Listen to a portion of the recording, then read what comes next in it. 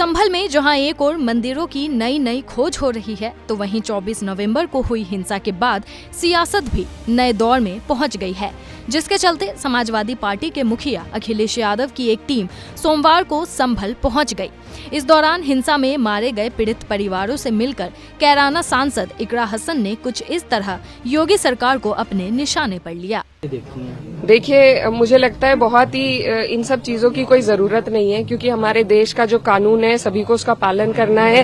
Places of worship act है, इसीलिए लाया गया था कि जो राजशाही शासन है उस दौरान जो हुआ, व्यवस्थाएं बदल जाती थी, जो भी राजा बनता था वो अपने हिसाब से व्यवस्था बदल देता था। लेकिन अब हम एक रिपब्लिक है, अब हम एक लोकतंत्र हैं, अब यहाँ पर किसी का राज नहीं है, किसी की तानाशाही नहीं है। तो अब जो नियम कानून किताब में लिखे गए हैं उसी हिसाब से सबको चलना पड़ेगा, संविधान के हिसाब से। और संविधान में प्लेसेस ऑफ वर्शिप एक्ट है, तो जो चीज जहाँ पर 47 में थी, जो भी गिरजाघर, जो भी मंदिर मस्जिद था, वो उसी हालात में रहना चाहिए। अखिलेश की नेता ने बिना एग्रेशन दिखाए योगी सरकार को एक तरह से नसीहत या यूं कह ले कि दो टूक बोल दिया कि जो मंदिर और मस्जिद 1947 में जहां थे वो वहीं रहने चाहिए, सभी को संविधान के हिसाब से ही चलना होगा। यानी संविधान के नाम पर इकरा हसन भी राहुल की तरह बीजेपी पर फायर हो गई है।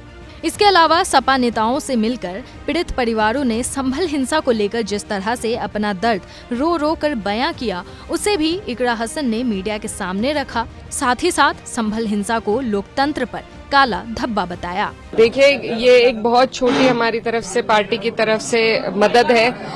कोई जिस तरीके की घटना को यहाँ पर अंजाम दिया गया उसकी कोई भरपाई नहीं है, हमें बेहद अफसोस है। लेकिन फिर भी जो भी नुकसान हमारे लोगों का यहाँ पर हुआ है प्रशासन द्वारा, तो उसके लिए हम ये एक छोटी सी मदद लेकर यहाँ पर पार्टी की तरफ से आए थे। हमने पहले भी प्रयास किया लेकिन किसी को आने नहीं दिया गया।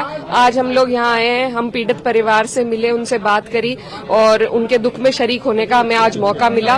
और जो यहाँ पर हुआ है ये हमारे लोकतंत्र पे एक काला धब्बा है। नसीम जी जिनकी हत्या हुई है, उनकी माता जी मुझे बता रही थी कि कोई उनका लेना देना नहीं था, वो अपने समोसे की उनकी दुकान थी, वहां पर गए हुए थे और अगली खबर उन्हें यही मिली कि उनकी गोली मारकर हत्या कर दी गई। तो इस तरीके से देखिए, जाना सभी को है, लेकिन जब देश की व्यवस्था और जिन लोगों पर हमारी सुरक्षा की जिम्मेदारी है, जब उनके हाथों से ऐसी कोई चीज होती है तो दिल बहुत दुखता है। बता दें कि समाजवादी पार्टी के प्रतिनिधि मंडल ने सोमवार को संभल का दौरा किया। ये प्रतिनिधि मंडल विधानसभा में विपक्ष के नेता माता प्रसाद पांडे के नेतृत्व में संभल पहुंचा, जिसमें इकरा हसन भी शामिल थी।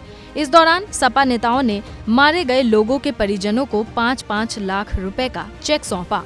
हालांकि इसे इकरा हसन ने छोटी सी मदद बताया। फिलहाल मंदिर मस्जिद विवाद और यूपी में चल रही खुदाई के बीच इकरा हसन का ये बयान चर्चा में आ गया है।